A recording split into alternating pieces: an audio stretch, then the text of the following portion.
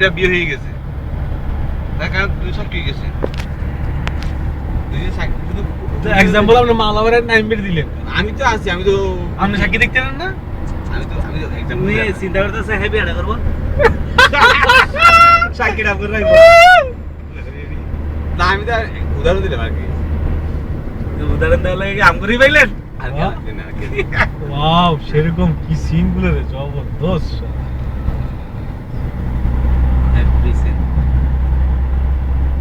এই অবস্থা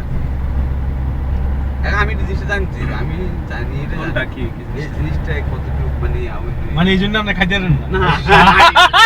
না বিয়ের মেইন মত হলো দুই মনের দুই